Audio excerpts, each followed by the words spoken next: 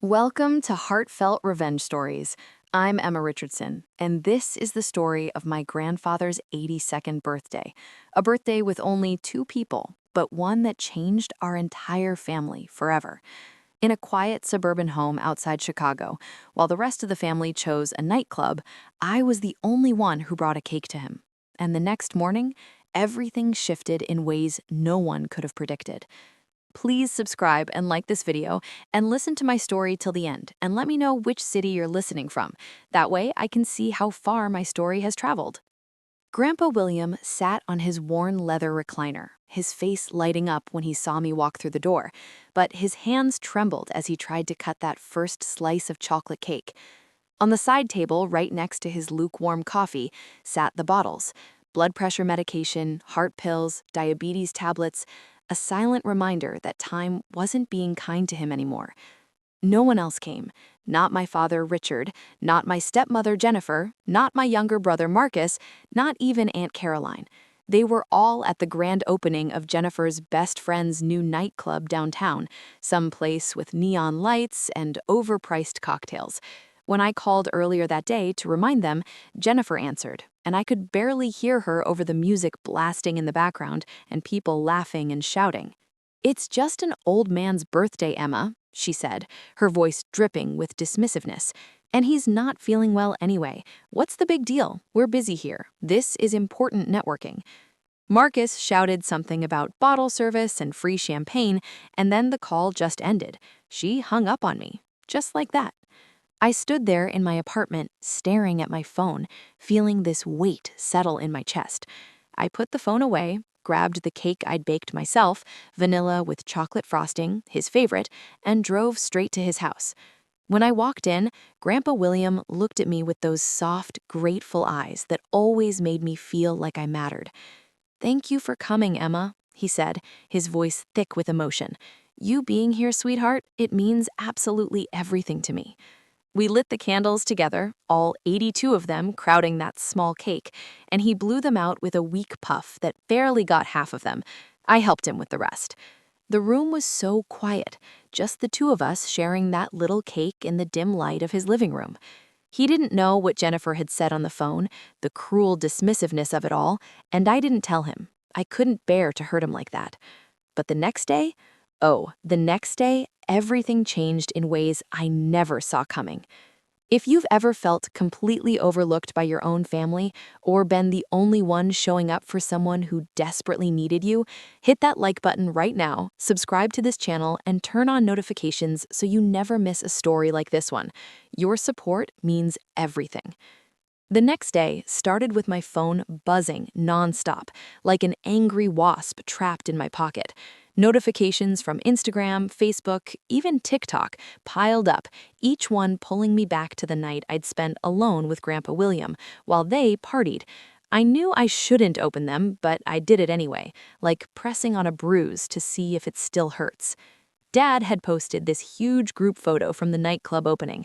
Him, Jennifer, Marcus, and Aunt Caroline, all dressed up, smiling under those gaudy neon lights, expensive drinks raised in a toast. The caption read, "Incredible night with the family at the hottest new spot in town. Cheers to new beginnings and good times." Jennifer had reposted it with a cascade of heart and champagne emojis, tagging what looked like half of Chicago. Best girls' night that turned into the perfect family night, living our absolute best lives. So blessed. Marcus's story was this slow-motion clip of him dancing, totally wasting, captioned "Party mode activated" with about 15 fire emojis. Aunt Caroline had commented underneath Jennifer's post, "Wish I could have stayed longer. Next time for sure. What an amazing venue." I stared at that screen until the images went blurry, until my eyes burned.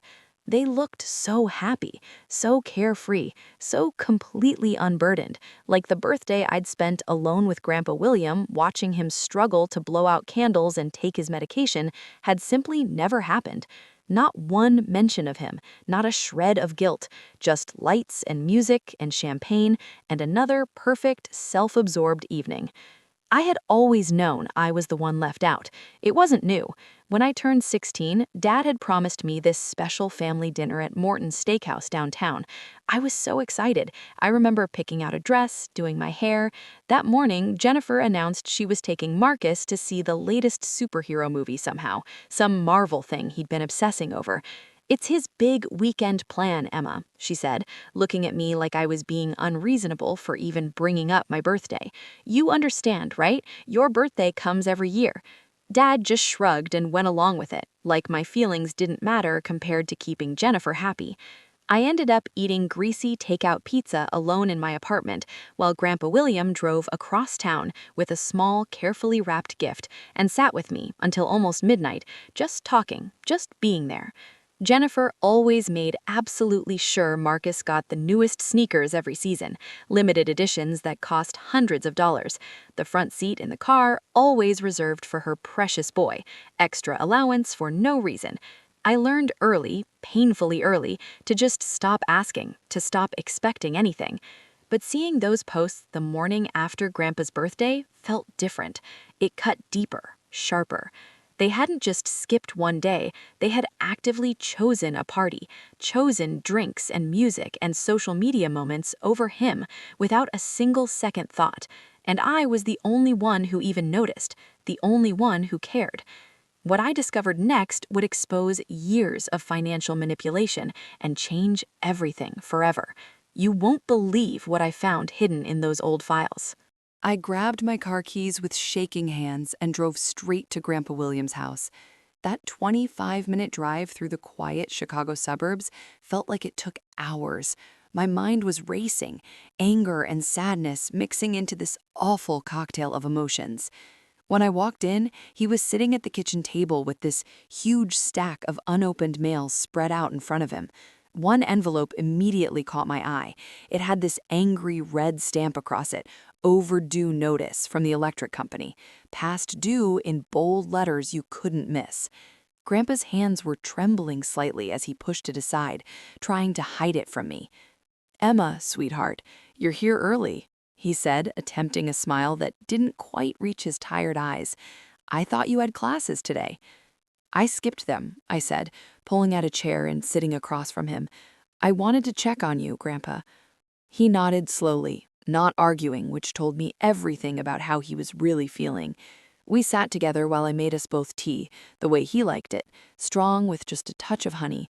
He mentioned, almost casually, like it didn't matter, that the kids were busy with their own lives now. Work, friends, whatever kept them away from him. "They've got so much on their plates these days," he said quietly, staring into his teacup. "Responsibilities, you know. I understand completely. They're living their lives." I didn't push him on it, didn't tell him about the nightclub photos or Jennifer's cruel words. Instead, I just started coming over more often, 3 times a week, then 4, sometimes 5.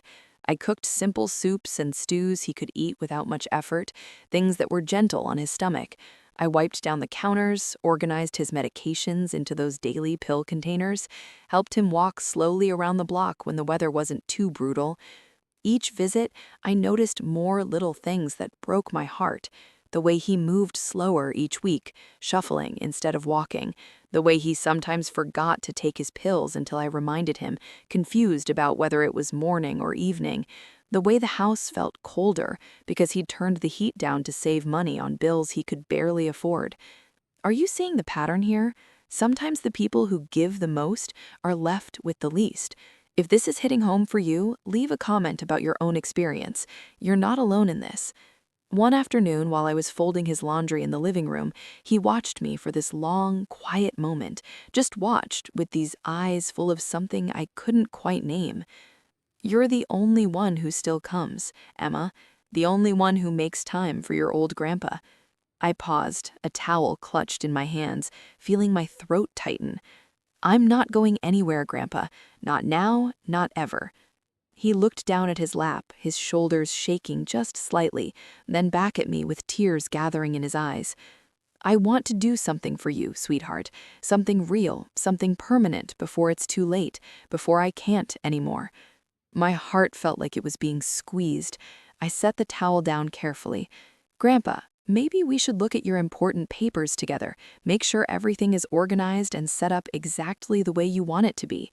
He thought about it for several long seconds, then nodded with this new determination in his face. "Yes, yes, let's do that. Let's make it official." I pulled out my phone right there and searched for Robert Morrison, the estate lawyer Grandpa had used years ago when he first set up his will. I called the office, explained the situation, and booked an appointment for the following week. Grandpa watched me the whole time, this small, grateful smile slowly spreading across his weathered face. For the first time in months, maybe years, I felt like I was doing something that truly mattered, not just showing up, but actually protecting what was left of the only family member who had ever really genuinely seen me for who I was. A few days later, I arrived at Grandpa William's house earlier than usual, around 8 in the morning. While he was resting in his recliner, half dozing with the morning news playing quietly on TV, I quietly opened the old wooden drawer in the hallway cabinet where he kept his important documents. It was the same drawer he'd pointed to once, years ago, when talking vaguely about his will and estate planning. Inside were folders labeled with his neat, careful handwriting from when his hands were steadier. Richard, business matters. Caroline, house expenses. Medical records, property deeds.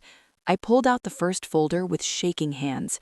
A loan agreement from 9 years ago showed Grandpa lending Dad $55,000 to start a small contracting company, something about commercial renovations. The business had folded spectacularly after barely 2 years, and according to the payment records stapled to the agreement, the loan was never fully repaid, not even close. But there were more sheets underneath, showing payments Grandpa made anyway, month after month, covering Dad's failed business debts so his credit wouldn't be destroyed. In Aunt Caroline's folder, I found invoices for major roof repairs after a terrible storm 7 years back, $32,000. Grandpa had covered it without a moment's hesitation, without asking for repayment. There was more, so much more. Hospital copays when Caroline didn't have insurance, car repairs when her transmission died, even a substantial down payment for her first home, $15,000, just handed over like it was nothing.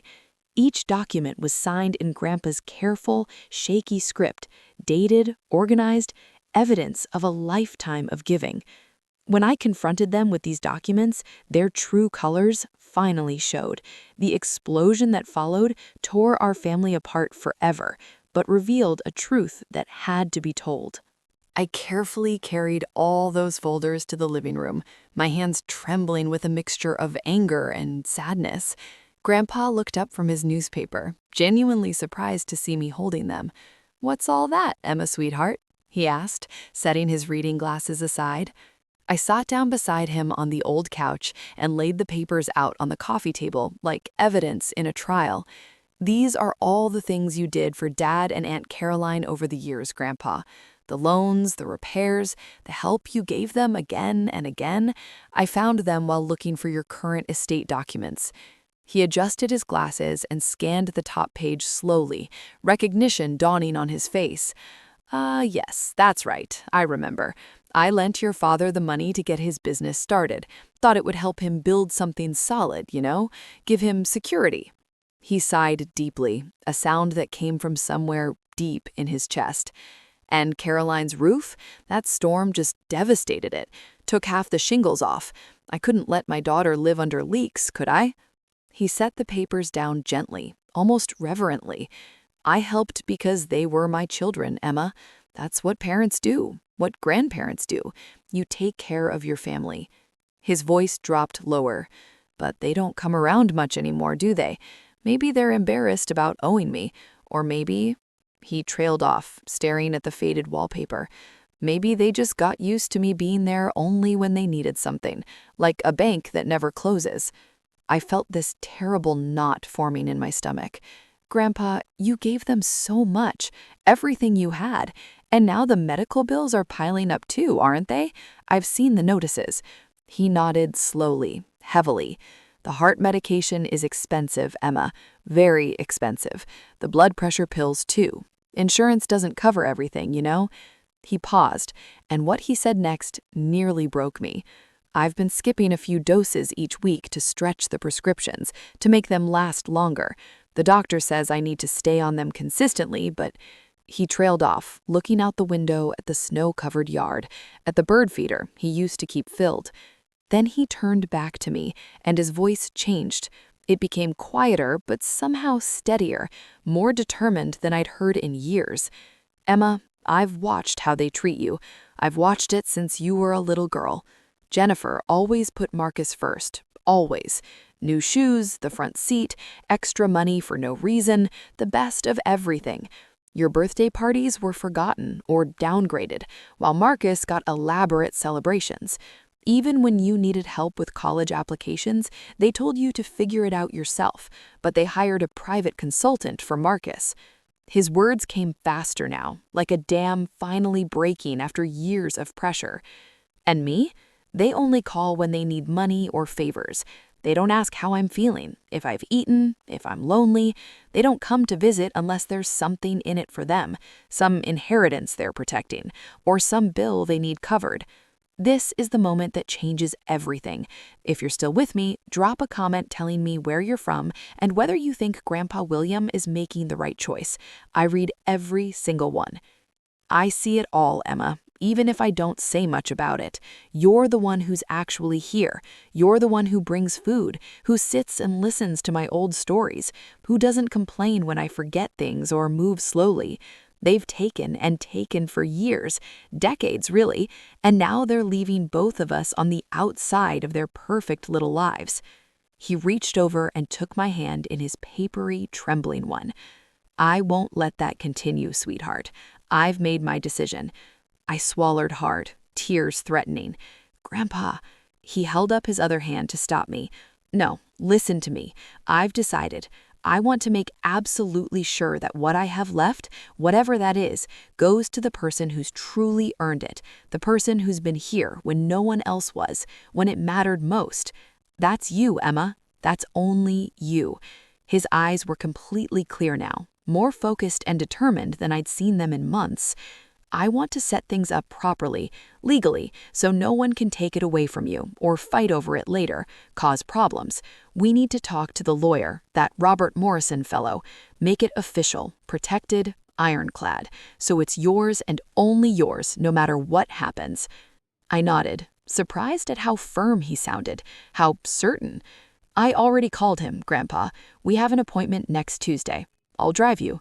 Grandpa's face broke into this genuine smile I hadn't seen in so long. "Good, that's good. Let's get it done before they realize what they've lost by walking away, before it's too late."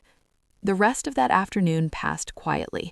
I helped him organize all the folders, made careful notes of account numbers and property addresses, everything we'd need for the lawyer. When I finally left that evening, he stood at the door longer than usual, just watching me drive away with this peaceful expression on his face. The meeting with the lawyer revealed the true extent of Grandpa's estate, and what happened when the family found out. Let's just say I've never seen people show their true faces so completely. What came next was brutal. The following Tuesday came faster than I expected. I picked Grandpa William up in my car early that morning, and we drove to Robert Morrison's office downtown. The building was one of those classic Chicago structures, all dark wood paneling, leather chairs worn smooth by decades of anxious clients, shelves packed with leather-bound law books that probably nobody read anymore. Robert greeted us warmly at the door. He'd known Grandpa since the early days of his retirement, had helped him set up his original will and trust years ago. We settled into the conference room, and Robert spread out the current estate documents across the polished table. He listened carefully, taking notes in that precise lawyer handwriting as Grandpa explained exactly what he wanted changed. "I want an irrevocable trust," Grandpa said, his voice clear and strong. "The house in the suburbs, the lake cabin up north, and the savings account, approximately $215,000. All of it goes to Emma, fully protected so no one else can touch it or challenge it." Robert stopped writing for just a second, glancing up. The house is currently valued at approximately $380,000. The cabin, based on recent comparable sales in that area, around $135,000. Savings, liquid, sole beneficiary, Emma Richardson. No shares for Richard or Caroline whatsoever? That's correct, Grandpa said firmly. No contingencies, no split inheritance, just Emma. Everything. Robert leaned back in his leather chair, studying Grandpa's face carefully. Mr. Richardson, I need to be completely clear about this. An irrevocable trust is permanent. Once we fund it and finalize the paperwork, it cannot be undone easily, if at all. Your children, Richard and Caroline, would have absolutely no legal claim to any of these assets. Are you absolutely certain this is what you want? Grandpa looked straight at him without blinking. Robert, I've given them everything over the years. Money when they asked for it, sometimes when they didn't even ask. Support when they needed it, when they failed, when they made mistakes. They took it all, and then they walked away from me, stopped visiting, stopped calling except when they wanted something else. His voice didn't waver. Emma is the one who stayed. She's here every single week, sometimes more. She cooks for me, helps me with my medications, talks to me like I still matter. She's the one who deserves what I have left. She's earned it through loyalty and love, not obligation or expectation. Robert nodded slowly, professionally. Understood completely, sir. We'll structure it with multiple safeguards, distributions for education expenses, medical needs, housing costs until Emma turns 35, then full, unrestricted control of all assets. No family interference clauses. We can make this absolutely airtight, legally bulletproof. We spent the next 2 hours reviewing every detail, line by painful line. Robert explained the funding process in detail, how we'd transfer property deeds and retitle bank accounts into the trust name, how the tax implications would work, what protections were built in. Grandpa signed each page with remarkably steady hands considering his condition. I signed as witness wherever required, my own hands shaking more than his. Robert assured us the final documents would be ready within 3 weeks after notarization and recording with the county. As we stood to leave, Grandpa paused at the door and turned back to Robert. Thank you for this, Robert. For the first time in years, I feel like I've done the right thing, the thing that matters. Robert smiled kindly. It's your decision to make, William. Your assets, your choice. I'll handle all the filing promptly and keep you updated on the progress. Tell me in the comments, would you have done the same thing in Grandpa's position? Sometimes love means protecting the people who actually show up. Subscribe if you agree.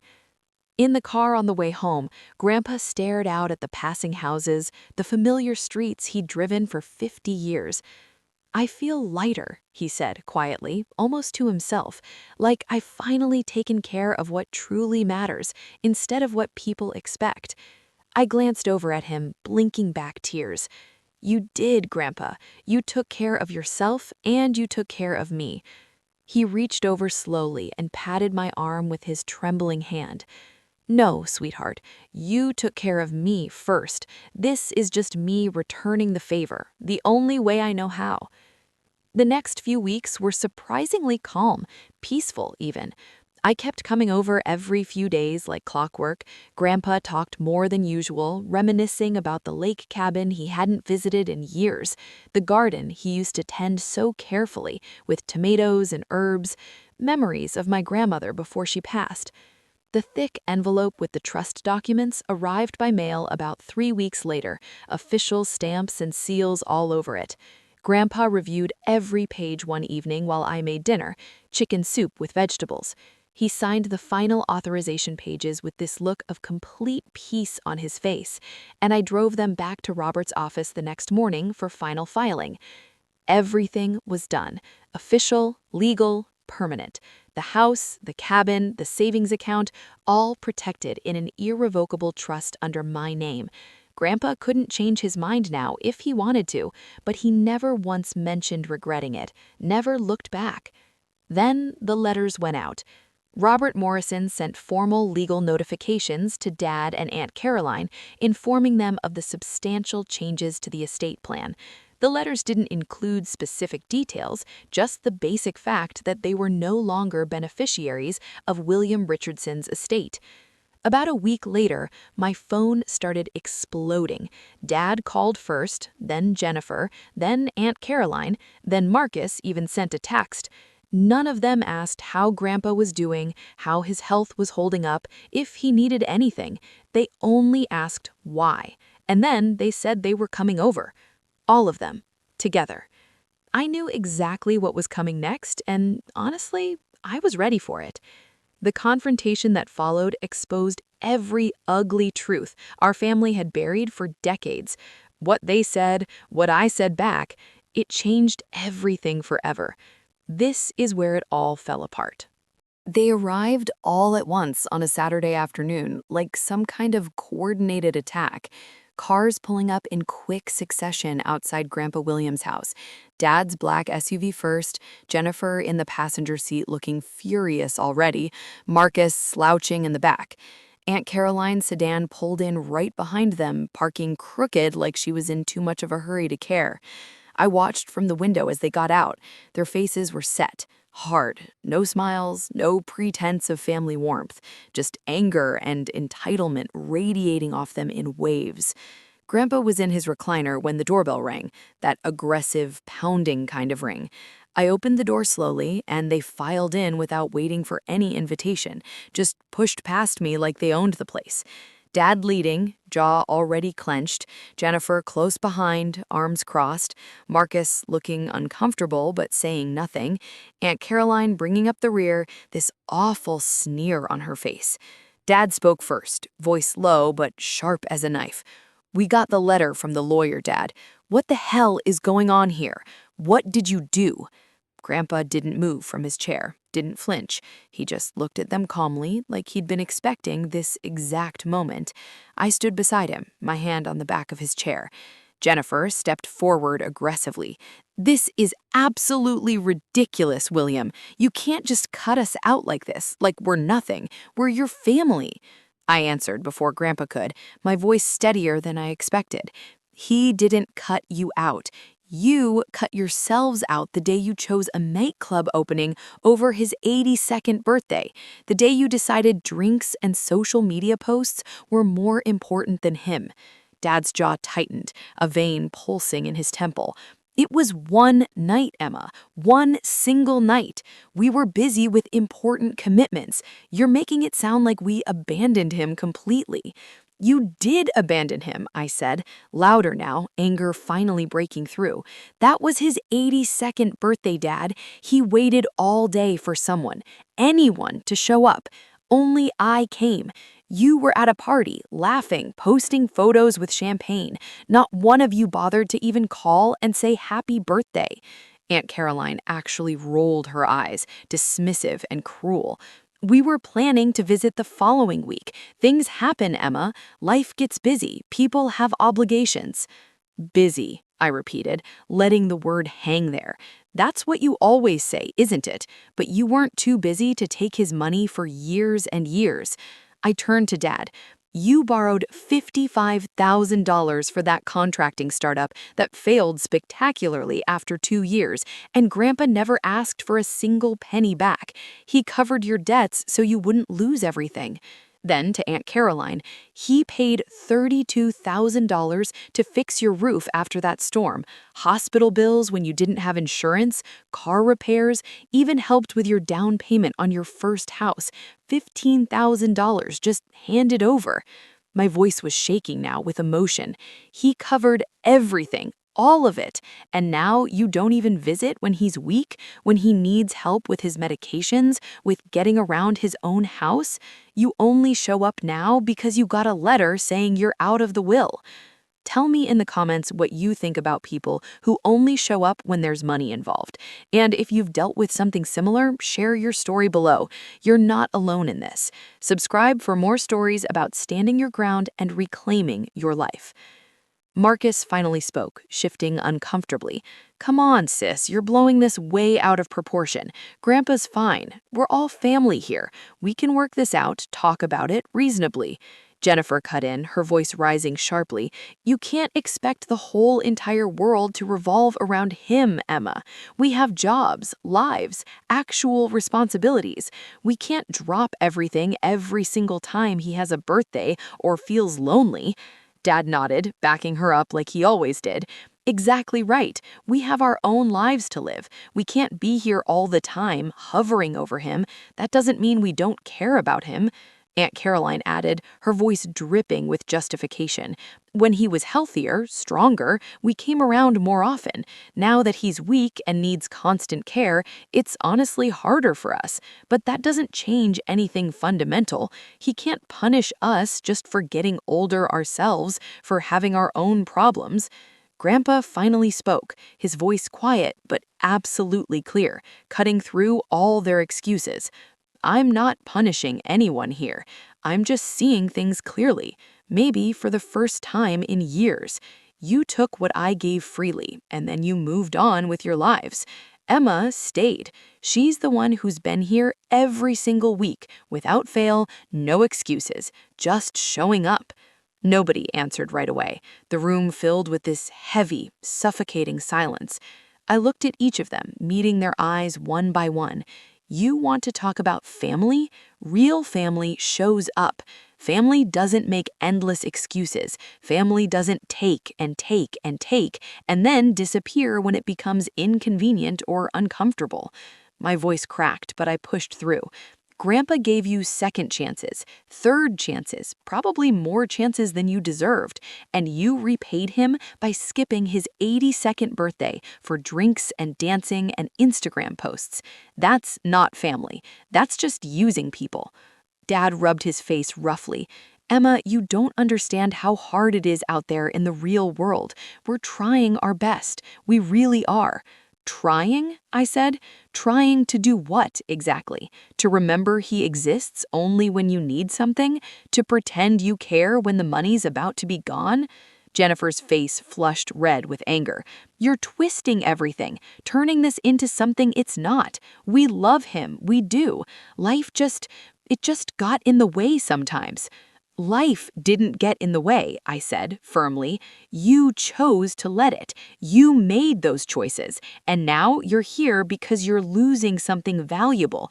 Not because you miss him, not because you're sorry, just because your inheritance is disappearing. Tyler finally spoke again, voice low and almost pleading.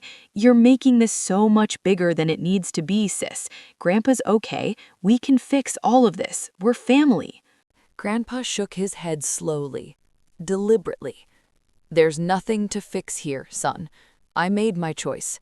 It's done, it's legal, and it's final. The room went silent again. Not one of them apologized. Not one said they were sorry for missing his birthday, for the years of neglect, for only showing up when they wanted something. They just stood there, uncomfortable, angry, defensive, entitled. Dad looked directly at Grandpa, his voice hard. You're really doing this? Cutting us out completely, like we mean nothing? Grandpa met his son's eyes without flinching. I'm not cutting you out, Richard. You walked out a long time ago. I'm just making it official now, protecting what matters. Jennifer huffed loudly. This is going to cause serious problems in this family. You know that, right? Legal problems, relationship problems. Grandpa didn't even blink. Problems you created yourselves, not me. I'm just responding to reality. They left soon after that. No hugs, no tearful goodbyes, just heavy footsteps on the porch, car doors slamming way too hard, engines starting, tires on gravel. The house fell quiet again, peaceful. After that terrible day, the consequences started showing themselves one by one. Dad sold the lake cabin first, listed it online within a month. Those photos showed the beautiful lake view he used to brag about to his friends, the dock he'd promised to repair but never did. He told Grandpa over a brief, cold phone call that it was because of unexpected financial expenses. But we both knew the real truth. Grandpa had been quietly covering the property taxes and maintenance for that cabin for years, small checks every quarter so Dad wouldn't have to worry about it. Without that safety net, the cabin became a burden he couldn't carry anymore. The sale closed quickly. Dad got his money, but he never mentioned visiting Grandpa again. Not once. Aunt Caroline's situation was even worse, honestly. Her mortgage payments had been tight for a long while. Grandpa used to send extra money when she fell behind, calling it just a little help between family. Now that financial safety net was completely gone. The bank sent notices, then warnings, then finally a foreclosure notice. She tried to negotiate, tried to refinance, but without the inheritance she'd been counting on to save her, she lost the house entirely. She moved into a cramped apartment downtown, much smaller, much less nice. I heard about it from a neighbor who knew the family, not from Caroline herself. She never called Grandpa to explain or apologize or even acknowledge what had happened. Marcus sent exactly one text message a few weeks after the confrontation. "Hey sis, I'll come see Grandpa next weekend. Promise I will." He didn't show up.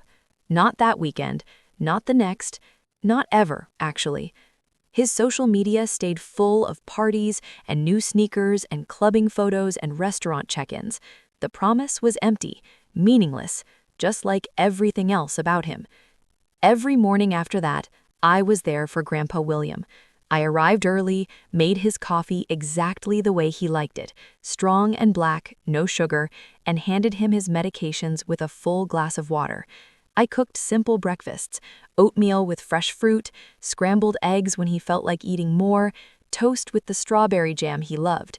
We talked about small, beautiful things, the birds at the feeder outside his window, the way the snow melted slowly off the roof in the spring sun, old stories from his working days that I'd heard 100 times but never got tired of hearing. He didn't complain much about his health or his pain. He just seemed genuinely grateful for every moment. The house felt warmer somehow with our routine. I cleaned the counters until they shined, folded his laundry, helped him walk slowly to the porch when the weather was nice and the sun came out. He leaned on me more each week, his steps getting smaller and more uncertain, but his eyes were clearer, less worried, more at peace. He told me once while we sat together with afternoon tea, "I don't feel alone anymore, Emma. That feeling, that peace, it's worth more than all the money I ever saved in my entire life." I smiled, though my throat felt tight with emotion. "You're not alone, Grandpa. Not as long as I'm here, and I'm not going anywhere." He nodded slowly, his hand shaking slightly as he set down his teacup. "I know that now. And that's enough. That's everything." His health declined steadily over the following months. The doctor visits increased in frequency. The heart medication dosage went up, then up again. Some days he stayed in bed much longer, too weak to get up easily. I adjusted his pillows, read the newspaper aloud when his eyes got too tired, held his hand during those long, quiet afternoons when words weren't necessary. He never asked about the others, about Richard or Caroline or Marcus, never brought up the trust or the lawyer's letters or the confrontation. He just focused completely on the days we had left together, making each one count. A few months later, Grandpa William started to fade more noticeably, more rapidly. His breathing grew shallower, more labored. The doctor said gently that it was time to prepare for the end, to make final arrangements. I moved into the guest room so I could be there at night, listening for him, checking on him. We kept the curtains open during the day so he could see the yard, watch the seasons change one last time. He slept more and more, spoke less, but when he was awake, he looked at me with those same soft, loving eyes from that 82nd birthday that started everything. One quiet morning in early autumn, he didn't wake up. The house was so still, sunlight streaming through the window onto his empty recliner, his reading glasses folded neatly on the side table. He passed peacefully at home, exactly the way he'd wanted, quiet and dignified, surrounded by the person who had stayed until the very end. The days after Grandpa William passed were quiet in this strange way I hadn't expected. The house didn't feel empty or haunted. It felt like it was waiting patiently for me to decide what came next, what his legacy would become. I arranged everything myself, a small, dignified service at the local chapel, just a handful of neighbors who had actually known him for decades, who remembered him more than just a potential inheritance. No big crowd, no dramatic speeches, just real people who had shown up when it mattered. In the weeks that followed, while sorting through his things, I found a letter tucked carefully inside an envelope with his final instructions. It was handwritten on the same yellow notepad he'd always used for grocery lists, his handwriting shaky but readable. The words were simple, direct, but they hit me like a physical blow. Emma, my dearest girl, you didn't give me money over these years. You gave me your time, your presence, your love. That's worth infinitely more than anything I ever saved in any bank account. The house, the cabin, the savings, they're yours now. Live in them. Use them. Make them truly yours. Build your life with them. Don't let anyone, not anyone, tell you it's wrong to keep what you earned by simply being there, by loving someone when nobody else would. All my love forever. Grandpa William. I read it twice, 3 times, sitting at the kitchen table where we used to share breakfast together. Tears came, but they weren't heavy or bitter. They were release, relief, gratitude. I folded the letter carefully and put it in my pocket. It stayed there for months, close to my heart. The legacy became mine, officially through all the legal channels. The house in the suburbs outside Chicago was transferred entirely to my name. The lake cabin up north, small and wooden with that beautiful porch overlooking the water, was mine too. The savings account, just over $215,000, sat untouched for a while. I didn't rush to spend any of it. I wanted to feel the weight of it first, the responsibility. I started fixing things around the house, small projects at first. The porch steps Grandpa had always meant to repair but never quite got around to, I sanded them down carefully, stained them with fresh cedar color. The garden beds he used to plant so lovingly with tomatoes and herbs and flowers, I cleared all the weeds, turned the cold soil, planted new seeds in the spring. I spent early mornings watering, watching those first tiny green shoots push bravely through the earth. In the evenings, I sat on the porch exactly where he used to sit, coffee in hand, listening to the quiet suburban sounds, feeling his presence somehow. I didn't contact the family, not once, not a single call or text or email. Dad sent a few messages after the funeral, awkward and uncomfortable. "We should really talk about this situation, Emma. This isn't right." Jennifer tried calling once, her voice tight and angry. "This isn't fair to the family. You manipulated an old man." Aunt Caroline sent this long, rambling email about family obligations and moral responsibilities and how disappointed Grandpa would be with my selfishness. Marcus didn't write anything at all. Nothing. Complete silence. I didn't reply to any of them. Their words felt distant, meaningless, like noise from another life I'd left behind. I deleted the message threads one by one, blocked their numbers, filtered their emails to spam. The silence that followed wasn't angry or vengeful. It was peaceful, necessary, healing. Life settled into this rhythm I had chosen for myself, not one forced on me by obligation or guilt. I started working from home most days, freelance graphic design projects that let me stay close to the house, close to Grandpa's memory. I walked the block every afternoon, the same exact path Grandpa and I used to take together. Neighbors waved, stopped to ask how I was holding up, if I needed anything. I told them the honest truth every time. I was okay. Better than okay, actually. I was finally, genuinely at peace. One winter morning, snow fell lightly again, that magical kind that dusts everything without really sticking. I bundled up in Grandpa's old jacket that still smelled faintly like him, grabbed the watering can, more from habit than necessity, and stepped out to the garden. The beds were covered in fresh white, but I brushed the snow aside gently, checking for any green still stubbornly holding on underneath. I poured water carefully around the roots of the rosebush Grandpa had planted so many years ago. It had survived every brutal winter, stubborn and quiet and beautiful. As I stood there, watching those delicate snowflakes drift down, I thought about absolutely everything that had happened, everything that had changed. Family isn't about blood or money or obligation, I realized. It's about presence, about showing up when it's hard, when it's inconvenient, when nobody else does, about staying. Grandpa William didn't need grand gestures or expensive gifts or big celebrations. He needed someone who stayed, who cared, who saw him as a person, not as a bank account. I gave him that simple gift, and he gave me absolutely everything in return. I learned something else too, something I'll carry forever. Don't let convenience push people aside. Don't trade time with the ones that matter for parties or jobs or social media moments or weak excuses. People grow old, they get weak, they need help, and if you're not there when they do, you lose the chance to be part of something real, something that matters. You lose them, and you lose a piece of yourself that you can never get back. I finished watering the rosebush and looked up at the gray sky. The snow kept falling, soft and steady and peaceful. The garden was quiet. The house behind me was truly mine now.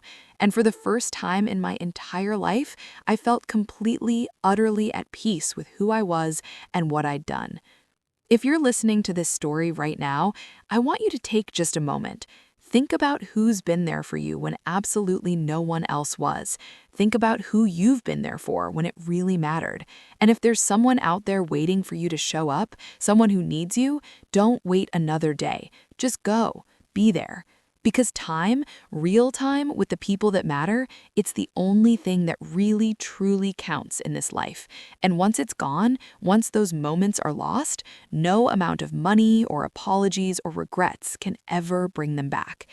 That's the lesson Grandpa William left me, carved in my heart forever. And that's the one I'll carry forward for the rest of my life. Thank you for listening to my story. Thank you for being here with me.